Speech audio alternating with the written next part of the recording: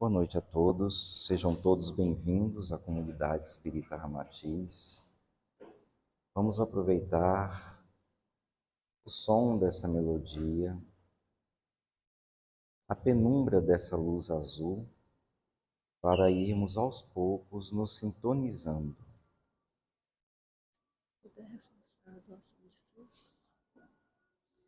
Nos sintonizando com a energia do templo, procurando entrar em sintonia com as vibrações superiores desta casa de oração.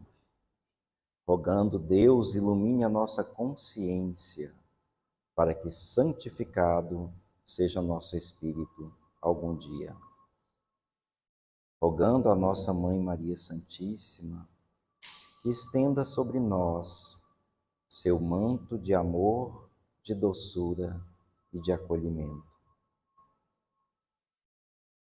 Nós buscamos os conhecimentos espiritualistas neste e em outros tempos, na medida que nossa alma anseia, nossa alma procura por luzes capazes de satisfazer aquilo que nos falta na existência material. De alguma sorte, nós nos movemos e nos encontramos dentro de um templo de acolhimento, mas um templo que nos potencializa a capacidade de entrarmos em contato com as energias do plano superior. O verdadeiro mundo, a verdadeira pátria, o mundo espiritual. É com este mundo que nós vamos interagir hoje, de coração aberto, de mente tranquila, rogando sempre Deus ilumine a nossa consciência, para que santificado seja nosso espírito algum dia. Que assim seja. E hoje nós vamos falar de adversidades, né? E aí, já que nós estamos procurando serenidade, paz para o coração, e acabamos de fazer uma breve meditação com as energias do templo, da casa, nós vamos tentar imaginar como é que a gente pode levar isso para a vida diante das situações que nos aparecem cotidianamente. Os contrários. Está lá no livro Pão Nosso, capítulo 154, né? Quem já ouviu aquilo ali? Se Deus é por nós, quem será contra nós? A primeira pergunta que eu falo, qual Deus? O meu ou o seu? Que desde que a humanidade se entende ou se desentende, os povos, as civilizações se desentendem, muitas das vezes, se não a maioria das vezes, por causa dos seus deuses. Os deuses egípcios não se davam com os deuses romanos, com os deuses gregos, né? Então o Deus de Maomé não se dava com o Deus dos cristãos, e cristãos e muçulmanos se enfrentaram ao longo de muitos séculos em guerras fratricidas. Então, se Deus é por nós, quem será contra nós? Quando França e Inglaterra guerreavam por mais de 100 anos, veio Joana d'Arc acreditando que Deus era francês. Os ingleses é que estavam errados, né? Os ingleses não serviam ao Deus que ela acreditava, então. Capturada pelos ingleses, ela foi condenada pela mesma igreja católica à morte na fogueira como herege. Pasme. E aí você pergunta, então, de que lado está Deus? De lado nenhum. Nós é que criamos os lados, nós, os seres humanos. Deus está do lado da paz. Deus instituiu as leis cósmicas universais.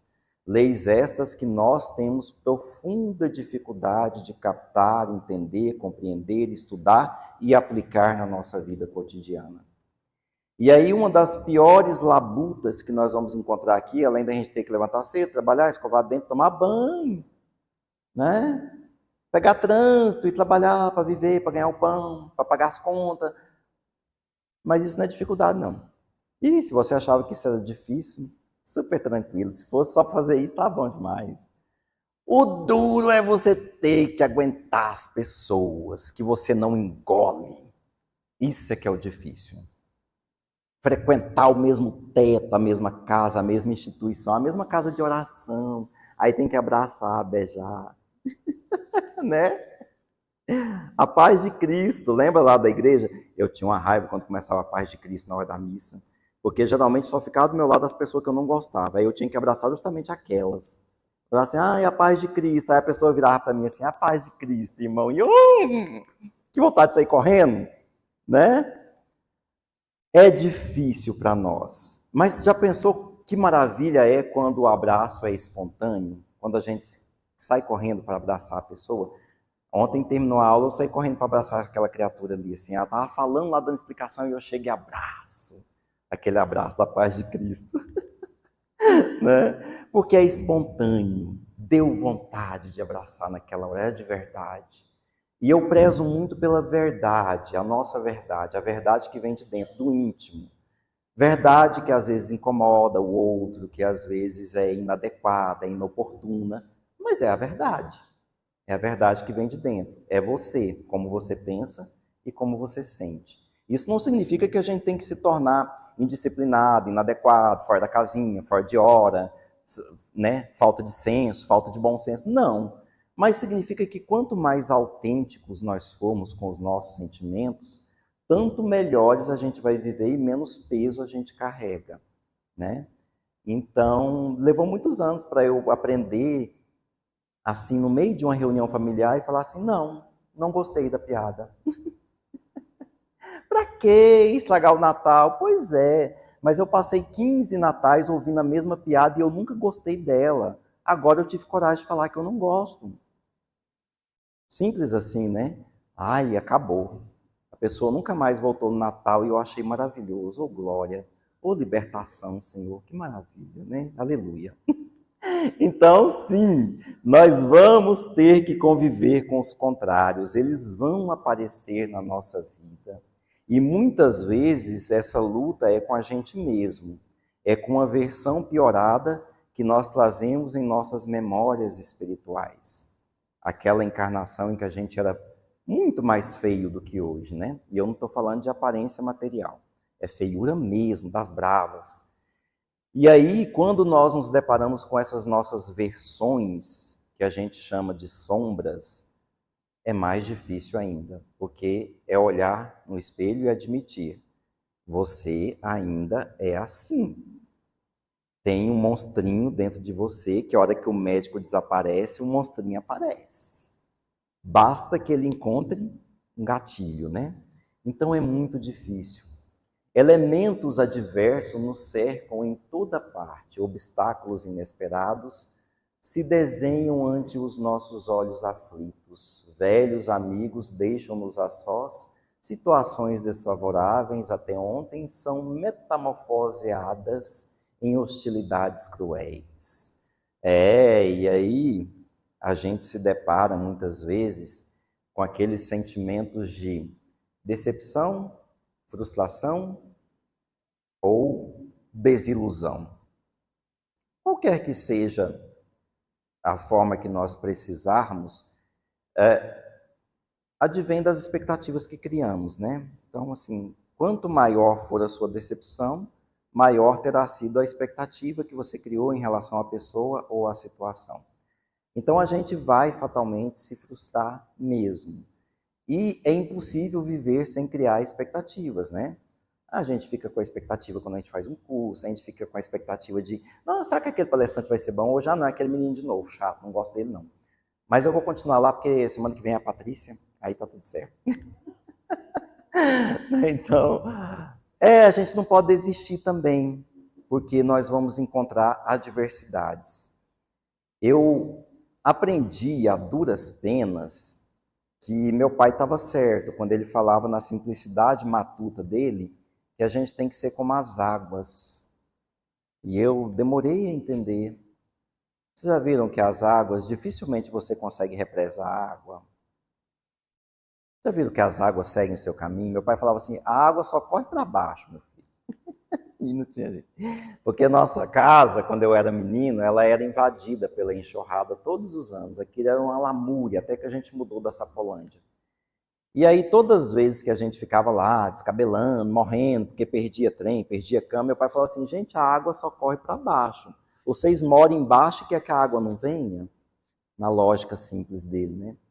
Ele queria dizer para nós assim, para a família inteira, então sai da lagoa. Se você mora na lagoa, a água vem para cá, né? Eu me lembro quando... Me lembro não, né? Não sei se eu estava encarnado nessa época, mas eu ouvi a história, né? Li sobre a história. Quando os alemães começaram a construir as margens do rio Itajaí-Açu, onde hoje é a cidade de Blumenau, meu irmão mora lá. O cacique olhou assim e falou, mas que povo besta. E aí foi lá ajudar, né? Aí perguntou lá para os brancos lá, quem que é que manda aqui, né? Quem que é o cacique aqui? Aí falou, é fulano. Aí foi lá no fulano e falou assim, olha, vocês não podem construir aqui não, porque a grande água leva tudo. Aí é claro que o alemão riu na cara dele, né? Ah, sabe de quê, índio? Sabe nada, índio velho, né? O que acontece em Blumenau até hoje? Até hoje acontece. A minha sobrinha, de vez em quando, ela tá passeando de canoa lá, na época das chuvas, né? Até hoje as casas ficam embaixo da água. A grande água continua levando tudo. Como um velho e bom índio disse um dia, né? Então, Blumenau já foi construído e reconstruído inúmeras vezes e o rio Itajaí-Açu leva tudo. De vez em quando ele leva muita coisa, né?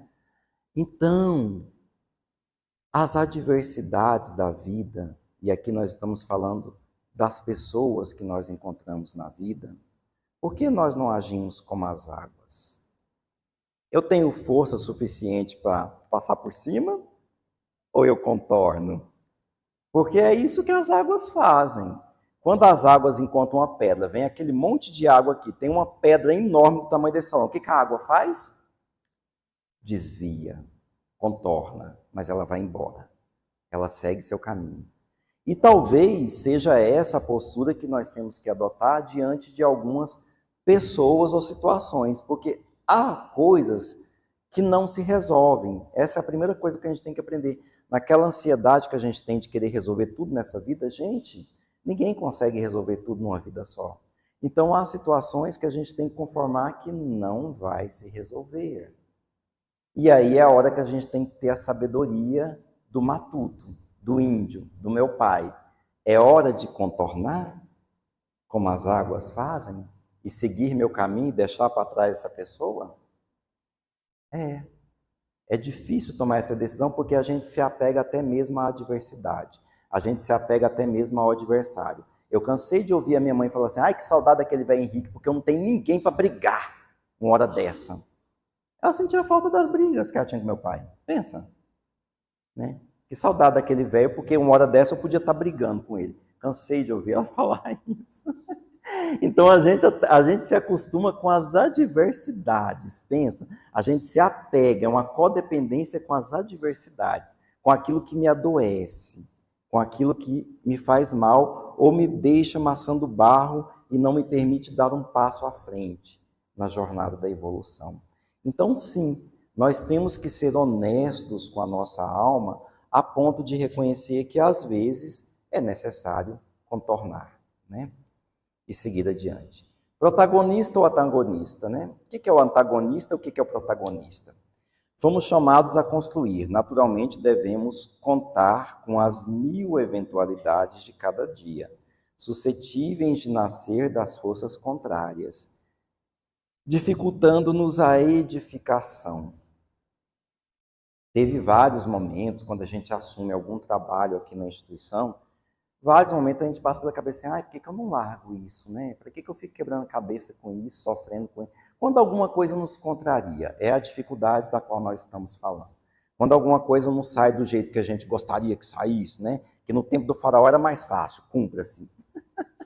Só que hoje nós não somos mais o faraó e nem o sacerdote do templo. Nós somos só um irmão numa fraternidade espírita. Então as pessoas não vão fazer o que a gente quer. Simples assim, ponto, né? Tá, se não fazem, como é que eu me comporto diante delas então? Ah, isso é uma questão que você tem que resolver dentro de você.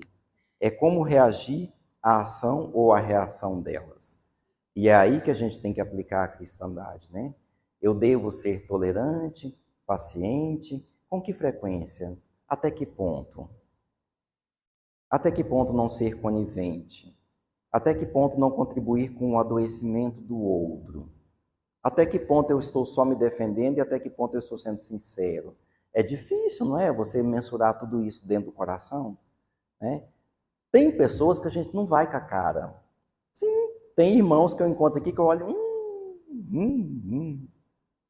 mas eu sorrio, bom dia. Não é falsidade, é porque é necessário. Porque se eu olho para ele com a cara ruim, vai piorar a situação. Então eu falo bom dia, boa noite, se eu encontrar de noite, de dia, né? Boa tarde, tal. Mas eu não vou chamar para comer depois que sair daqui, eu não vou chamar para tomar café, eu não vou chamar para ir na minha casa, eu não vou chamar para viajar, mas eu consigo conviver aqui dentro, trabalhando junto na mesma mesa durante uma quermesse, por exemplo, uma festa junina. Consigo conviver fraternalmente. Todos nós conseguimos. E é nisso que está a cristandade. Porque a maior das caridades é a moral. Caridade moral com o outro e caridade moral consigo mesmo, né? Eu enxergo claramente que eu tenho inúmeros defeitos ao ponto de não suportar a presença do outro. Então isso é um defeito meu. Mas eu enxergo claramente que o outro também tem um monte igualzinho a mim. Deve ser por isso que dois bicudos não se becam, né? Então, mas eu estarei fazendo o meu exercício cristão se da minha parte eu fizer o que me cabe, que é conviver fraternalmente, com respeito, na medida do possível. Agora, você não precisa colocar a pessoa dentro do seu carro, dentro da sua casa, dentro da sua vida. Não precisa. Mas, obrigatoriamente, a gente terá que saber conviver com ela. Inclusive, quando numa reunião para decidir alguma coisa, a posição for contrária à nossa. Dá licença, eu discordo de você. Temos que aprender a ouvir, a entender, a acatar e respeitar o outro e não devolver aquela energia ruim. Sabe o que que é? Nessas reuniões, eu frequento reunião toda semana, misericórdia. E toda reunião é um debate de algum assunto, um é contra, outro é a favor, outro acha que sim, outro acha que não. Mas o que a gente não pode é se envolver emocionalmente naquele processo. Então, assim, eu falei aqui, olha, gente, por que não fazemos assim, assim, sabe? Para levantar a mão. Eu acho que não. Claro que não. Tá vendo que isso não vai dar certo? Já falou com deboche, né? Aí qual que é a natureza da gente? É de reagir àquilo.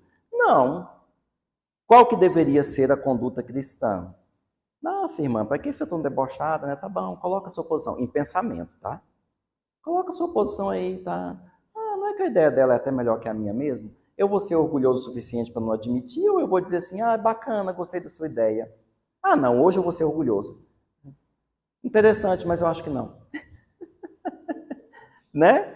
Então tá, você escolhe ser orgulhoso ou não naquele momento, mas não criar aquela energia de guerra negativa, mandando foice, espada, flecha para o lado de lá. É isso que não pode acontecer dentro do templo. Nem dentro do templo, nem fora dele, né?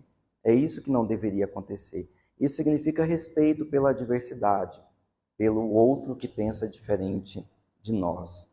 Né? Respeitar a energia do outro. Ah, mas se ele foi abusado ao colocar a colocação, aí o problema é dele, o karma é dele, não é nosso. Você não tem que errar porque o outro erra. Simples assim. Não é porque um fura o sinal que eu também tenho que furar. É o complexo de manada é esse, né? É igual boi. Se um for, o outro vai também? Não. Temos que pensar por nós mesmos, né? Protagonista ou antagonista? É possível conviver com os ataques e críticas mantendo o nosso protagonismo otimista? É possível, mas o mais importante, gente, não é o que a gente exterioriza. Eu conheço gente que em reunião de trabalho que mantém aquela classe. Nossa Senhora, você olha para o canto da boca da pessoa, não está tremendo, a mão está no lugarzinho certinho, nenhum dedo treme, mas por dentro ela está matando o outro energeticamente, né? Então, e aí eu consigo ver as energias. Eu não queria, mas eu consigo ver, sabe? E aí, às vezes a pessoa está desenhando um papel enquanto o outro está falando. Aí quando você olha para o desenho da pessoa, misericórdia, ela rasga e joga no lixo. Porque canalizou a energia todinha para o desenho, sabe? Então, algumas pessoas conseguem ser bons atores, boas atrizes, mas não é disso que nós estamos falando. Não é você manter o controle de aparência, é que nem perdão. Perdão algum funciona, pedido de perdão algum funciona se não for de verdade. Tipo assim, eu vou pedir perdão para Patrícia na frente das pessoas, porque aí eu vou me redimir, né? Aí eu chego, Patrícia, você me perdoa. Mentira, eu nunca quis pedir perdão. Eu estou fazendo para poder fazer um teatro. não funciona, não vai funcionar, nunca funcionou. Vai funcionar se for de verdade, só eu e ela sozinho num quarto. Me perdoa, do fundo do coração, sentindo na alma, aí funciona. Entendeu? Então, muito menos do que fazer um teatro para conviver bem com as pessoas, com a diversidade, nós devemos educar dentro. Por mais que a situação nos incomode, ser capaz de estar ali e continuar pacífico. Continuar pacífico não significa ser passivo. Você pode ser reativo, você pode contrapor, você pode replicar, triplicar, com educação, com bom senso, mas sem aquela guerra energética, sem ficar mandando flechas de energia um para o outro. Porque é aí que a gente cria os laços que vão nos unir como obsessores recíprocos, né? Ora um obsedia um, ora um obsedia o outro. Porque aí vai estar sempre pensando, entra no carro e fica, porque aquela pessoa falou que na reunião foi para servir para mim. Aí vai embora mastigando e remoendo aquilo. Chega em casa, não dorme porque continua remoendo aquilo. Você está fortalecendo a energia, o laço, o entrelace. Você está fortalecendo o karma, fortalecendo o conflito. E nós estamos aqui para aprender a lidar com o conflito. Até as estrelas colidem. E colidem com muita frequência. Mas a luz não deixa de existir. Então nós vamos colidir, sim, mas nós temos que tirar proveito dessa colisão. E de forma inteligente, sensata e cristã. É muito difícil, Elson, né? Inteligente, sensata e cristã. É uma luta, gente, todo dia, né? Lá no Fonte Viva, no capítulo 114, o Emmanuel disse por meio do Francisco Cândido Xavier, né? A guerra foi sempre o terror das nações. Furacão de inconsciência. Abre a porta a todos os monstros da iniquidade por onde se manifesta. O que a civilização ergue, ao preço de séculos laboriosos de suor, destrói com a fúria de poucos dias. Olha, quem andava pela Europa em 1945 ficava horrorizado com a destruição, a devastação da guerra, das duas grandes guerras, né? Então, aquilo que levou-se séculos, a gente vê, tem alguns documentários muito bacanas, O Mundo Visto de Cima, é muito bacana, quem puder assistir. Aí mostra um castelo do século XVIII, construído há mais de, um castelo lá do século IV a.C., que foi destruído durante a Segunda Guerra Mundial e reconstruído à meia boca.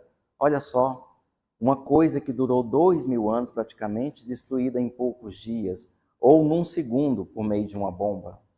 Então, séculos de suor destruídos por um momento de imprudência, de imperícia.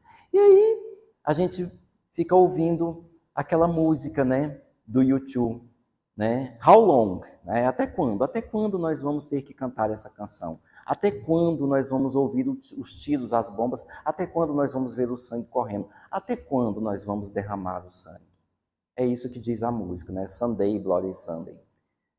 Eles se referiam à Irlanda conflituosa porque eles são irlandeses e sempre houve atritos entre católicos e protestantes na Irlanda.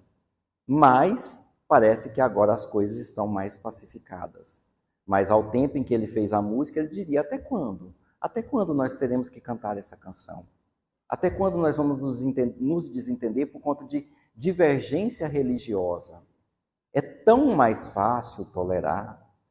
A porta da Igreja do Bonfim ficou fechada durante séculos.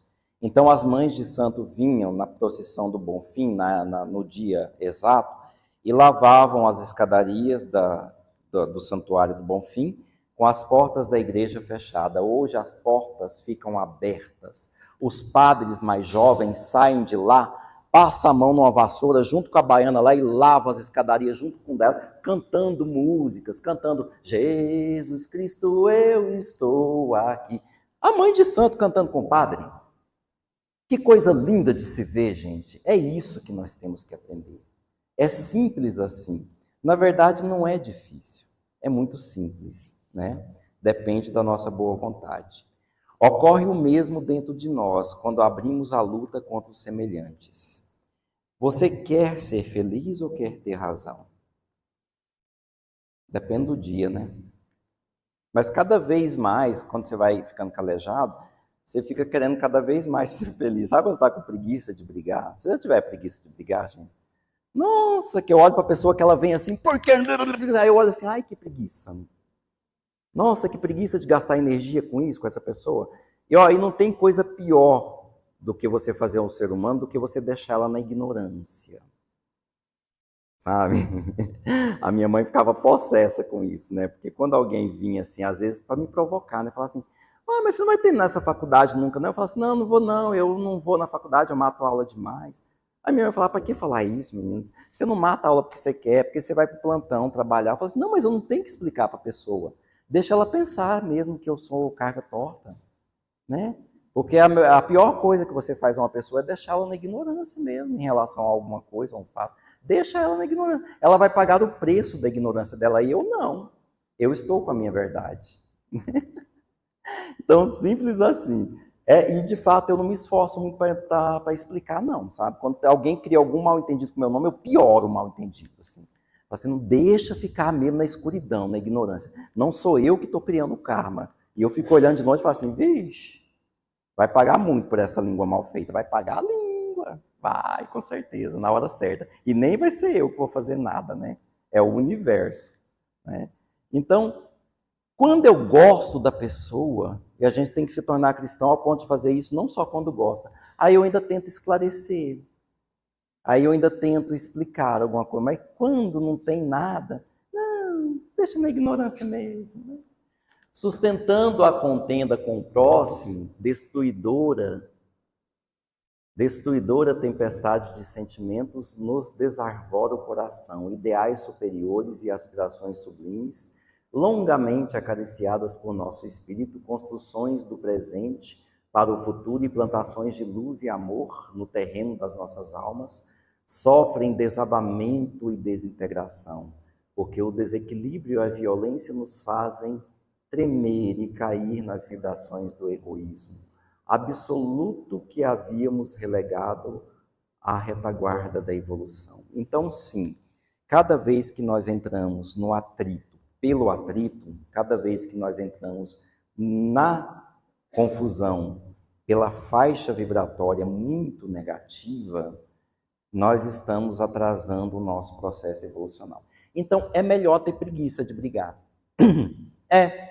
Apesar de que preguiça não é uma boa coisa, mas assim, é ótimo quando a gente fica com preguiça de brigar. Tipo assim, não, hoje não, sabe? Sabe quando alguém te xinga no trânsito, aí você fecha o vidro e aumenta o som. E segue seu caminho, contorna como as águas, sabe? Tipo assim, deixa aquela pessoa lá para trás. Aí ela te alcança no próximo sinaleiro. Você aumenta mais o som e não olha para o lado, fica olhando para frente. Você não entra na contenda, você rejeita a contenda. Nós somos livres para fazer isso. Né? O meu pai falava na matutez dele, né? Quando um não quer, dois não briga. Só tem briga quando dois quer. E é verdade. Sempre foi uma verdade. Alimentando a guerra com os outros, perdemo-nos nas trevas exteriores, esquecendo o bom combate que nos cabe manter com nós próprios, com nós mesmos. Façamos a paz com os que nos cercam, lutando contra as sombras que ainda nos perturbam a existência, para que se faça em nós um reinado de luz. Façamos a paz com aqueles que nos perturbam, e lutemos contra as sombras que habitam em nós. Nenhuma verdade mais simples e mais fácil de se absorver. Então, quanto mais eu me ocupo de mim mesmo, quanto mais eu evito o atrito, a contenda. Mas e quando é inevitável? Aí nós temos que aprender a brigar com classe, com harmonia, né?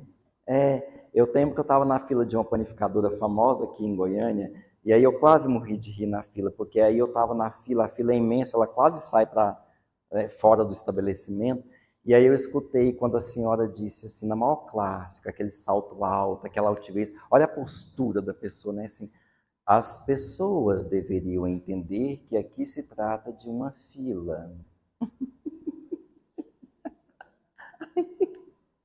Eu olhei para trás de mim, porque quem tinha furado a fila estava atrás de mim. Aí eu só olhei assim para trás para me ver quem é que estava falando com tanta classe. Aí eu olhei, nossa, que mulher distinta, aquela que estava atrás da outra, né? E aí a de trás pegou e falou assim: Ô Fia, você está falando comigo? Dava para ver claramente a distância entre as duas, né? E a outra, sem mexer o semblante, sem mexer 1 centímetro dos seus passos, da sua postura, ela falou assim: obviamente, querida. Eu não vi que você estava na fila, não. Mas estou, lamentavelmente estou, assim como você. A outra viu que não tinha cacife para medir palavra ali, saiu e foi lá para o final da fila. Né? Mas viram um exemplo? Agora, é claro, aquilo ali poderia ter surtido um efeito mais eficiente se dentro daquela mulher nobre, com aquela cara de rica, não tivesse saindo flechas de energia ruim, né? Se ela tivesse dito isso com o coração tranquilo, sem assim mandar aquela energia assim, morra miserável, né? né? Mas sim, a gente tem que ter domínio da palavra, ter domínio da postura, mas acima de tudo nós temos que ter controle da energia que nós estamos gerando e expelindo no momento do conflito. É saber administrar o conflito da maneira mais saudável, mais inteligente e mais elegante possível. Né? Entre ameaças e incompreensões da senda, cabe-nos indagar, bem-humorados, a maneira dos apóstolos aos gentios. Se Deus é por nós, quem será contra nós? Né? Então, sempre tem que ter em mente ali que você está buscando uma casa de oração, você está buscando um templo, você está buscando a reforma íntima, está buscando a transformação. Então, sim, eu posso enfrentar esse conflito inevitável, que eu não consegui evitar, de uma maneira sensata, prudente. Não significa se diminuir, não significa se acovardar, não significa ser conivente com o erro, não significa ser compassivo. Significa apenas não medir força com o outro, porque você não precisa. Se você já sente que você está num patamar um pouquinho melhor, você não precisa medir força. Mede força quem tem dúvida. Quem tem dúvida é que mede força. Aquela senhora que estava falando com a outra, eu tinha certeza que ela tinha convicção. Convicção é que não faltava na alma dela ali, né? Do que ela estava falando e fazendo naquele momento. Ela tinha convicção. Né? Então, a gente não significa que você vai ser covarde, compassivo, negligente, que você vai. Não, significa que você vai impor, dentro dos limites do respeito, da necessidade que a situação exigir, mas com sabedoria. Né? Então, já viram quando os romanos colocavam os cristãos primitivos lá na arena, naqueles coliseus da vida, né? E faziam aquele espetáculo todo, porque Roma era movida a shows e espetáculos, era assim que os Césares se mantinham no poder, com pão e circo para o povo. Então, chegavam tochas de fogo e soltavam animais selvagens e diziam: renuncia, mulher, a este falso Deus a quem segues. E calmamente ela dizia, uma nobre Patrícia. Sim, é daí que vem o nome, Patrícia. Todas as romanas que eram cidadãs romanas eram chamadas patrícias, né? Com aquela nobreza toda, vestida naquele linho branco, com aquele corá, aquela cara alva, ela dizia assim: não posso, meu Senhor, o Cristo é a minha única verdade. E não importava a tortura, não importava as feras, não importava a morte que se seguiu em seguida. Vocês precisavam ver a nobreza de uma patrícia romana convertida ao cristianismo, morrendo como Marte numa arena romana. Que nobreza de se ver, que coisa nobre. Aquilo ali é a convicção de que eu sirvo a um Deus verdadeiro, eu sirvo a um Deus que consola, eu sirvo a um Deus que estará comigo agora e na hora de nossa morte. Simples assim. Esta é a convicção. Então, ao invés de afrontar o seu torturador, ao invés de afrontar o seu algoz, de cuspir-lhe na cara, de proferir palavras insanas, ela simplesmente disse: não posso, meu Senhor. O Cristo é a quem devo seguir. E disse isso com convicção, com firmeza de olhar, com postura altiva de quem tem a certeza de que está no lugar certo, na hora certa. Né? Ela sabia que ao sair dali daquele corpo material, ela seria recebida, se não pelo próprio Cristo, mas pelos seus enviados. E aqueles algozes, naquela circo romano, permaneceriam ali por quantas encarnações mais? Nas dores e infortúnios. Certamente ela sabia de tudo isso. E certamente, ao desencarnar, ela deve ter dito e reproduzido as palavras do Cristo: ó Senhor, perdoai, porque eles não sabem o que fazem. Esta é a maior das sabedorias que um ser humano pode alcançar numa existência material. Quando você chega ao ponto de dizer ao seu algoz: ó Senhor, perdoai, porque eles não sabem o que fazem. Mas isso tem que vir do fundo da alma, tem que ser sincero. Senão, não funciona. Né? Nossa, eu estou vendo esse paredão de médiuns formado, eu acho tão bonito esse paredão, vocês não gostam de ver? Eu acho lindo de ver, por isso que eu vou diminuir a luz, colocar uma música aqui para a gente colocar os nossos pensamentos em sintonia e para podermos receber o passe. O passe, que é essa transfusão de energia que nos ajuda a sublimar, transmutar as nossas próprias energias e nos prepara para receber energias superiores do tempo num processo contínuo. Nós não devemos acreditar que o passe finaliza o processo. Ao nos conectarmos por meio do nosso chakra coronário, deixando o nosso agregado espiritual à disposição da espiritualidade, nós estabelecemos uma conexão com o tempo, com as energias superiores desta casa de oração. E ao recebermos o passe, nós potencializamos essa conexão, que permanece ao longo das horas e dos dias, mesmo depois que nós nos retiramos do tempo. Então nós vamos fazer um exercício de nos imaginarmos como viajantes. Nós temos uma canoa estacionada e nós vamos imaginar que nós estávamos viajando sozinhos nessa canoa. Cada um de nós estava sozinho na imensidão do mar, contemplando o horizonte infinito, de um lado, do outro, norte, sul, leste, oeste. Só se via águas, mas a aflição não tomava conta do nosso espírito. Aprendemos que podemos ser como as águas, podemos contornar as adversidades, podemos contornar a nós mesmos, podemos contornar o conflito, ou podemos enfrentá-lo com harmonia, com sabedoria e com elegância. E com essas reflexões, nós nos perdemos olhando para o horizonte, convictos de que se Deus está conosco, quem estaria contra nós? E de repente nós avistamos uma praia, e o vento suavemente toca a canoa, e suavemente nós chegamos até a praia. Nós olhamos para o horizonte e vemos o sol que se deslumbra no horizonte. Olhamos à nossa frente e vemos uma linda praia.